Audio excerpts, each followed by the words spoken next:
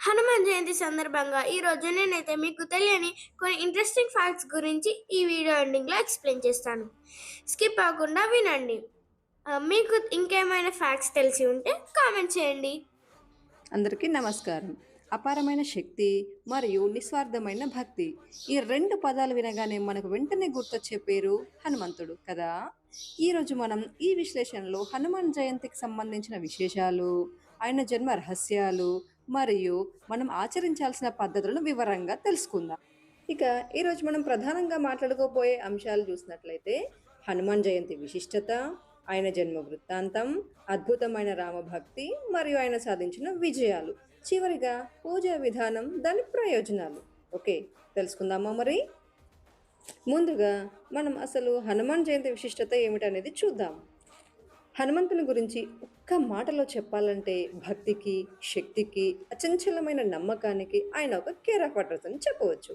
వాయుపుత్రుడైన ఆయనకు రామనామమే శ్వాస. అంటే ఆయన ఉనికి మొత్తం ఆ శ్రీరాముడి భక్తితోనే ముడిపడి ఉందన్నమాట. ఇప్పుడు మన రెండవ అంశానికి వద్దాం. అదే హనుమంతుని జన్మ వృత్తాంతం.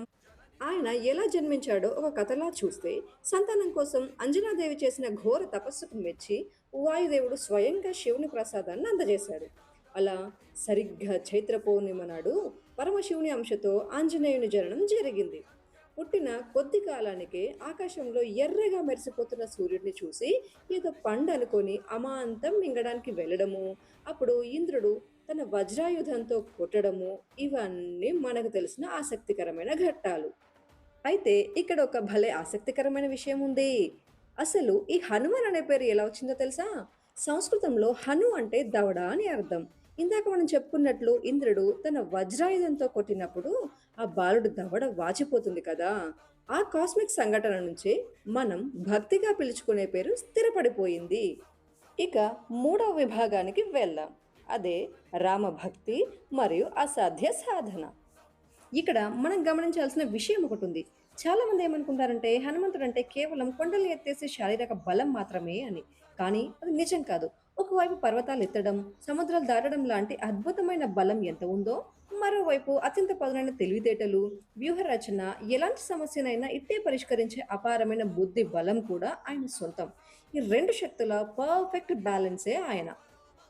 ఆయన సాధించిన అసాధారణమైన పనుల గురించి ఒక్కసారి ఆలోచించండి. సుగ్రీవుడితో రాముడికి స్నేహం కుదర్చడం దగ్గర నుంచి, సీతమ్మ జాడ కోసం మహాసముద్రాన్ని లంఘించడము, లక్ష్మణుడి ప్రాణాలు కాపాడేందుకు ఏకంగా ఆ సంజీవని పర్వతాన్ని పెకిలించుకొని తీసుకురావడము, అలాగే లంకా దహనము, ఇవన్నీ ఒక ఎత్తు అయితే, రామ పట్టాభిషేక సమయంలో ఆయన చూపించిన అత్యంత వినయం మరో ఎత్తు. తన శక్తి సామర్థ్యాలన్నీ కేవలం రామభక్తి వల్లే వచ్చాయని ఆయన ఎప్పుడూ నమ్మారు. అందుకే ఈ సంస్కృత శ్లోకం పుట్టుకొచ్చింది. అసాధ్య సాధక స్వామిన్ అసాధ్యం తవ కింవద. ఎంతటి అద్భుతమైన అర్థం ఉందో కదా ఇందులో. అసాధ్యమైన వాటిని కూడా సుసాధ్యం చేసే ఓ స్వామి, నీకు అసాధ్యమైనది ఏముంది అని దీని అర్థం. నిజమే, అంతటి భక్తి, అపారమైన శక్తి ఉన్న దైవానికి ఏ పని అసాధ్యం కాదని ఇది మనకు స్పష్టంగా చెప్తుంది. ఇక మన చివరి విభాగం ఆచరణాత్మకమైన పూజా విధానం మరియు వాటి ప్రయోజనాలు చూద్దాం. మరి ఇంతటి ప్రాముఖ్యత ఉన్న రోజున గ్రంథాల ప్రకారం మనం చేయాల్సిన పనులేమిటి? చాలా సింపుల్ అండి. 3 స్టెప్స్ ఉన్నాయి అంతే. మొదటిది ఉదయాన్నే లేచి తలస్నానం చేసి నిష్టగా హనుమాన్ చాలీసా పఠించడం. రెండవది స్వామివారికి ఎంతో ఇష్టమైన సింధూరాన్ని అర్పించడం. ఇక మూడవది తమలపాకుల మాల వేయడం. ఇవన్నీ మన ప్రాచీన గ్రంథాలు చెబుతున్న పద్ధతులు. అసలు ఈ ఆచారాలు ఎందుకు పాటించాలి అన్న సందేహం మనకు రావచ్చు. దానికి సమాధానమే ఇది. హనుమంతుని ఆరాధించడం వల్ల శని దోషాలు తొలగిపోవడమే కాకుండా మనసులోని భయాలన్నీ పోయి ధైర్యం వస్తుంది.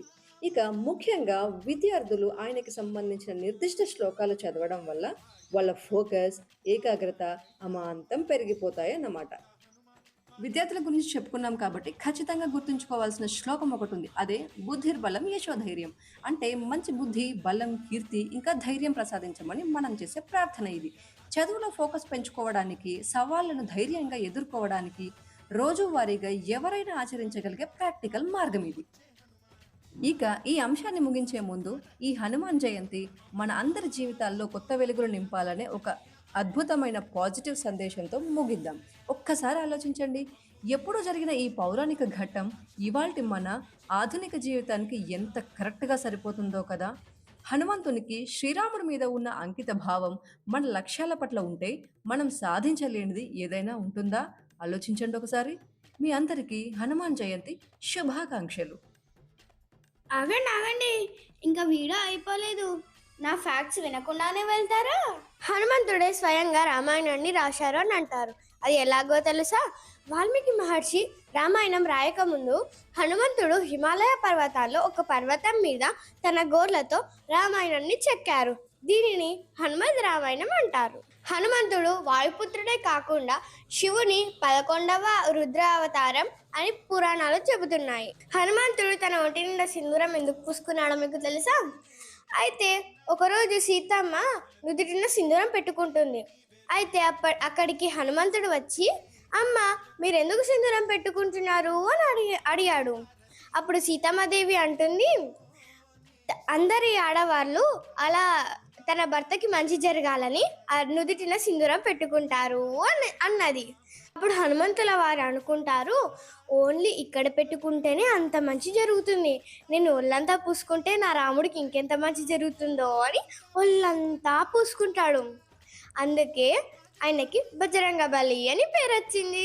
హనుమంతుడి గురువు ఎవరో తెలుసా? మొత్తం వేదాలను శాస్త్రాలను ఎన్ని రోజుల్లో ఎంచుకున్నారో మీకు తెలుసా? హనుమంతుడు సూర్య భగవానుడిని తన గురువుగా ఎంచుకున్నాడు. సూర్యుడు నిరంతరం ప్రయాణిస్తూ ఉండడం వల్ల హనుమంతుడు ఆకాశంలో ఎగురుతూ మొత్తం వేదాలను శాస్త్రాలను కేవలం 9 రోజుల్లో నేర్చుకున్నాడు. ఏమండో ఇంకా మీరు లైక్ చేసుకోలేరా? అయితే లైక్ చేయండి, షేర్ చేయండి, కామెంట్ చేయండి. అలాగే మరిన్ని ఇంట్రెస్టింగ్ వీడియోస్ కోసం మన ఛానల్ సబ్స్క్రైబ్ చేసుకోండి. జై శ్రీరామ్.